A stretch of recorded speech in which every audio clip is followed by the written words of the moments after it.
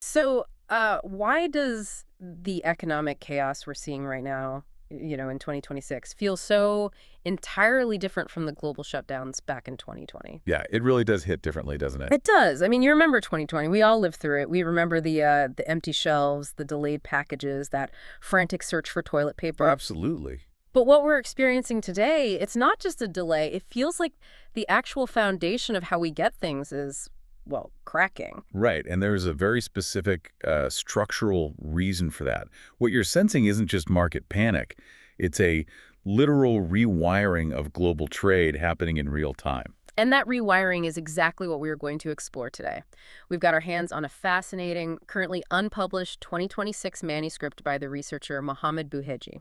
It's titled From Demand to Supply Shock, and it analyzes the current U.S.-Israel-Iran war strictly through the lens of global supply chain disruptions. Which is such a critical perspective right now. Yeah, it really is. Now, before we go any further, because our source material today deals with a highly politically charged conflict, we want to be crystal clear with you, listening right now. Yeah, this is important. We are leaving politics completely at the door. We aren't here to debate military actions. We're not endorsing any stances from the left or the right. And we are absolutely not taking any political sides. Exactly. Our only job today is to look at the cold, hard logistical math provided in the research. Right, just the data. We want to show you exactly how these events are impacting the global market. Because the mission here is to understand how the world is being forced to shift from this highly efficient just-in-time delivery model to a much more expensive, heavily fortified, just-in-case reality. Okay, so let's start with the core economic theory, because this manuscript sets up this brilliant contrast between our 2020 pandemic trauma and the crisis we're in now in 2026. Yeah, the distinction is key. Think of COVID-19 like a massive global snowstorm. Right. Everyone was ordered to stay home. Yeah. So naturally, nobody was buying gas. Nobody's going to restaurants. Nobody is booking flights. The system just froze. Exactly. And that is what economists call a demand shock. The system froze simply because you and I, the consumers, just stepped back. But this 2026 conflict, it's like someone just dynamited the town's water main. Oh, yeah. You're still standing in your kitchen, turning on the tap. You still want the water. The demand is totally unchanged, but the fundamental resource is physically gone. That is an acute supply shock. That is a perfect analogy. And if we look at the foundational macroeconomic theory, and the research references the seminal work of economists Blanchard and Galley here, this distinction is critical to understanding why we feel so stuck. How so? Well, during COVID-19, demand collapsed first, like you said. We saw a forecasted global GDP drop of 5.94% in 2020. Right. People just stopped spending money. Exactly. The supply chain bottlenecks, those empty shelves you mentioned, they actually came much later when we all suddenly tried to start buying things again while the factories were still waking up. Oh, I see. But 2026 is a pure, immediate supply shock. Yeah. From day one, the raw materials and the logistical routes were directly disrupted at their source. And here's why this matters to you, the consumer. When you have a normal demand shock or just, regular inflation running a bit hot, central banks step in. Right, they use their favorite tool. Yeah, they raise interest rates, they make borrowing more expensive to cool down the economy. But as the Oxford economics analysis points out in this research, you cannot cure a physical shortage of fuel or fertilizer with a higher interest rate. Exactly. I mean, you could raise interest rates to the moon, but an adjusted basis point will not magically produce a barrel of oil. And it certainly won't put a cargo ship safely through an active war zone. No, definitely not. Central banks are effectively powerless against a pure physical supply shock. It requires entirely different policy tools, which, frankly, world governments are struggling to coordinate right now. Which brings us to the physical reality of the problem, the geographical heart of this entire crisis, the mother of all choke points, the Strait of Hormuz. It is arguably the most critical energy passageway on the planet. Yeah. To picture it, the strait is incredibly narrow. It's only 33 kilometers wide at its narrowest point. That's tiny. It is. But prior to this conflict, that tiny sliver of water handled up to 30% of global seaborne crude oil and liquefied natural gas. And right now, it is effectively closed. I mean, the data shows that 10 to 11 million barrels per day have just been wiped off the map. But put that in perspective, that is roughly 10% of global demand just vanishing instantly. Wow. It is the largest single disruption in petroleum market history. It actually exceeds the combined losses of the 1973 Arab oil embargo and the 1979 Iranian Revolution. Wait, combined? Combined. We have never, ever seen a volume of energy physically removed from the market this quickly. Okay, let's unpack this because I need help understanding the math here. If the price of crude jumps nearly 80%, as the data shows, shouldn't the problem kind of fix itself? You think so, right? Yeah, like if gas hits $10 a gallon, I'm canceling my road trip, I'll take the bus. Demand drops to match the new lower supply, the market balances, and the shortage goes away. Why doesn't that work here?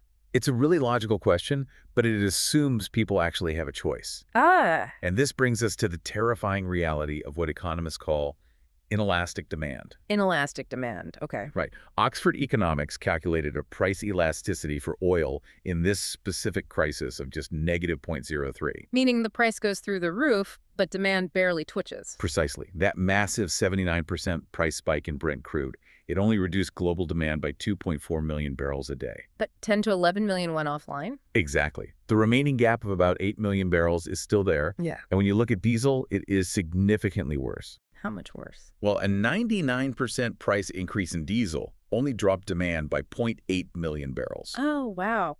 Just 0.8. Because diesel isn't just people deciding whether or not to, like, drive to the movies on a Friday night. Right. Diesel is the muscle of the global economy. It runs freight trains. It runs massive agricultural tractors. It powers the construction equipment that builds our infrastructure. So you can't just opt out. No, you can't. That diesel price is baked into the cost of every single package that arrives on your porch and every apple you buy at the grocery store. The global economy must run on diesel, regardless of what it costs. You can't just tell the agricultural sector to take the month off because fuel is expensive. So price-driven demand destruction just completely failed here. Completely. We hit a wall where people aren't buying less because they don't want to pay. They literally can't buy it because it isn't physically there. And when capitalism fails to allocate resources by price, you get physical rationing. You do. And we're seeing it globally right now.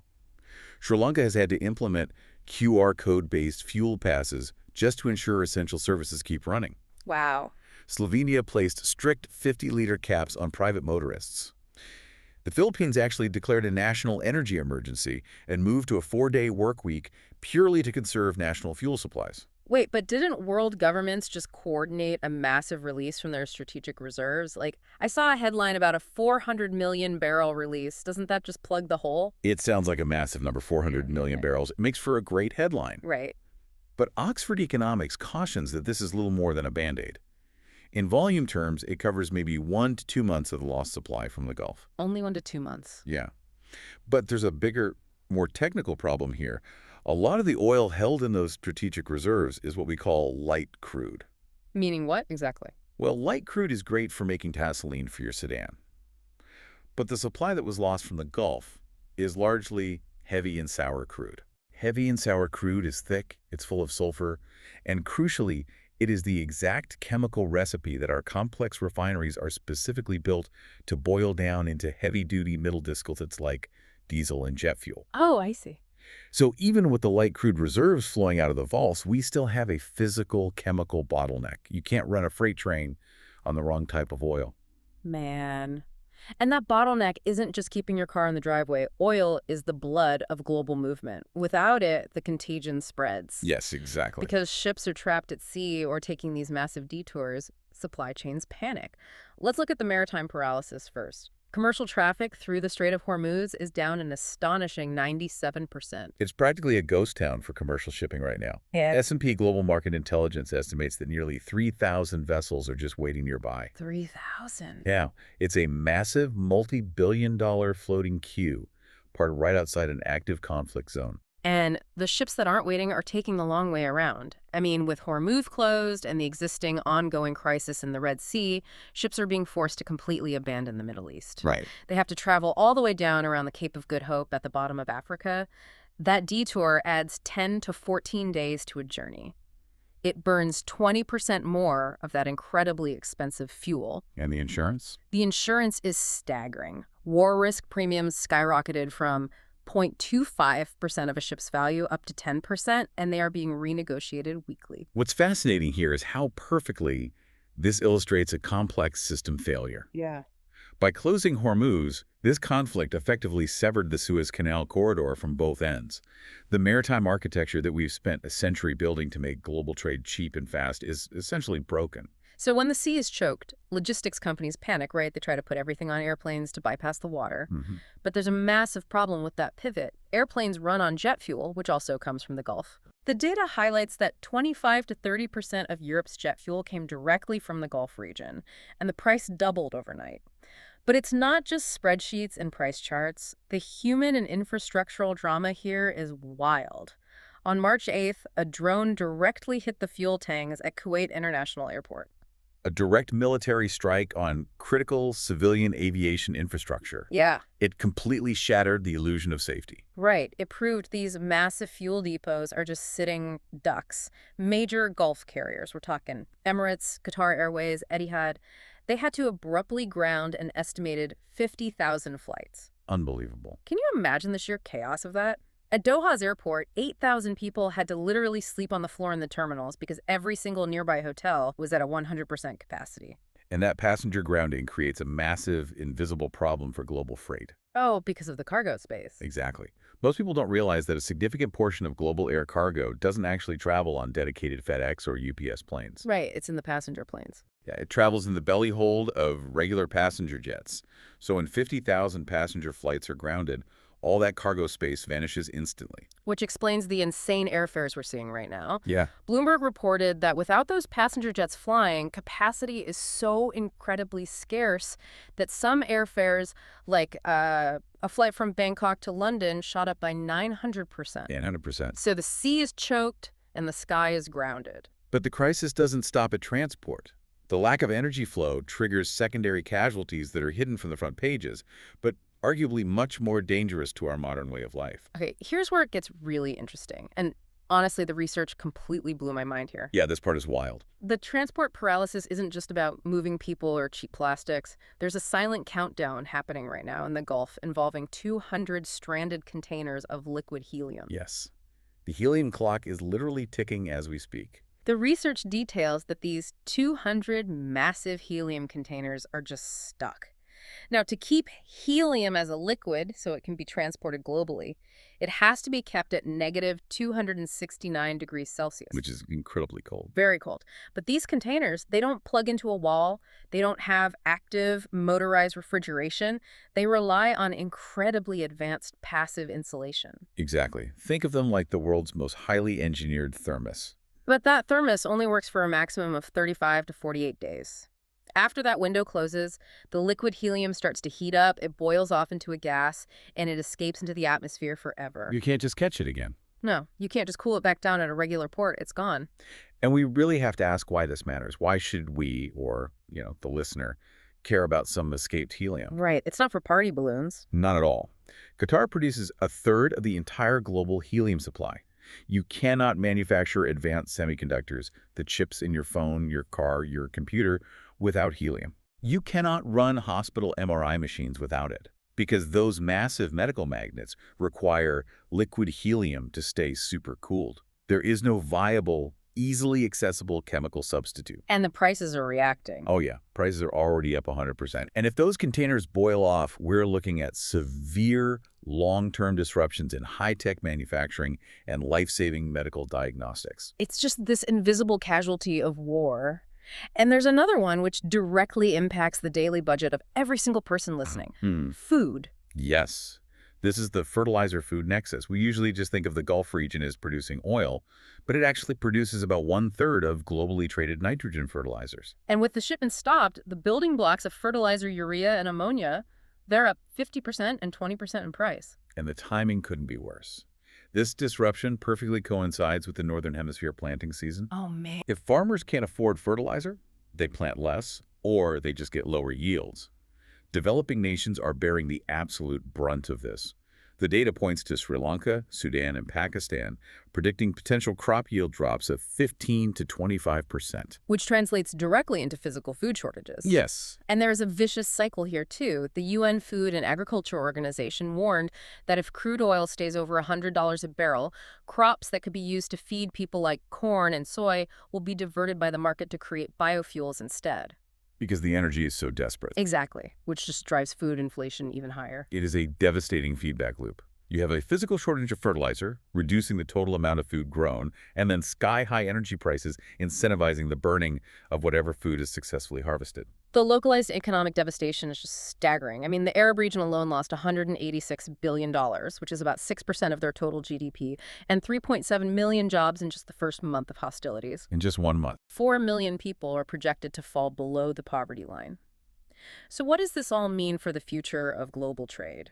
We survived the shutdowns of 2020. We are wading through the chaos of 2026. How do we actually adapt? Well, it requires a massive structural change. Right, because it sounds like the entire philosophy of the global supply chain is changing. For decades, it was a sleek, fast, just-in-time delivery service, where a part arrives at a factory the exact hour it's needed to save on warehousing costs. But now, it feels like we're having to build a heavily fortified, just-in-case vault. That is precisely the shift. And building that vault, holding massive amounts of backup inventory everywhere, is wildly expensive. I can imagine. Oxford Economics estimates this global shift to redundancy will cost about 1 to 2% of global GDP annually. But people aren't looking at that 1 to 2% as wasted corporate money anymore, are they? They're treating it like an absolutely essential insurance premium. Exactly. And if we connect this to the bigger picture, we can look at how the region at the very center of the storm is reacting. The Gulf Cooperation Council, the GCC, is currently undertaking a massive 50-year strategic pivot. Right. They're realizing that just being a passive energy supplier on a vulnerable waterway is way too dangerous. They are actively using the chaos of this crisis as a catalyst to become a multipolar digital logistics hub. So they aren't just sitting around waiting for the cargo ships to come back to the Strait of Hormuz. No, they're building permanent alternatives. The research outlines a staggering $140 billion GCC railway project pipeline. $140 billion? Yeah. They are pouring massive investments into overland regional ports like Saudi Arabia's Port of Neom, expanding their capacities immensely so goods can be offloaded safely and just moved by train. But how do they manage a logistical network that massive without the traditional maritime routes? Like, that seems incredibly complex. It is, and they are relying heavily on what we call Industry 4.0 tech to do it. Like AI? Exactly. We're talking about advanced AI forecasting to predict supply bottlenecks before they happen, and blockchain logistics ledgers to track millions of cargo containers seamlessly across different national railway borders. Wow. They're trying to create a network so perfectly synchronized that it acts like a digital overland Suez Canal. And they're changing who they trade with, aggressively forging comprehensive economic partnership agreements across Asia and Africa. Shifting away from the West. Right. South trade is projected to rise 8 to 10% as they diversify away from traditional Western alignments. So to bring this all together for you, our listener, the 2026 crisis we are unpacking today is the definitive proof that we have left the era where sheer efficiency is king. We really have. We are in a new reality. Security, redundancy, and buffer stocks are the new global currencies. The higher prices you pay at the grocery store for a loaf of bread, the sudden unavailability of a specific electronic part for your car, and the astronomical cost of your international flights. These aren't just random glitches. No, they're all connected. They are all directly tied to this massive, permanent global shift from a just-in-time world to a just-in-case reality. It is a painful inflationary transition, but perhaps a mathematically necessary one for long-term stability. And, looking at all this data, looking at the sheer scale of the GCC's pivot to railways and AI logistics, this raises a really important lingering question. What's that? If the Gulf region successfully completes its $140 billion railway network and transitions into a fully digitized overland logistics hub that seamlessly connects the East and West without relying on vulnerable maritime waters, will a future naval blockade of a choke point like the Strait of Hormuz even matter? Or is this devastating 2026 conflict accidentally engineering the permanent obsolescence of naval choke point warfare? Wow. What a thought to leave off on. Are we watching the end of an entire century-old strategy of global conflict? Thank you so much for joining us on this deep dive. Keep looking closely at the systems around you, keep asking how things actually work, and keep questioning the world.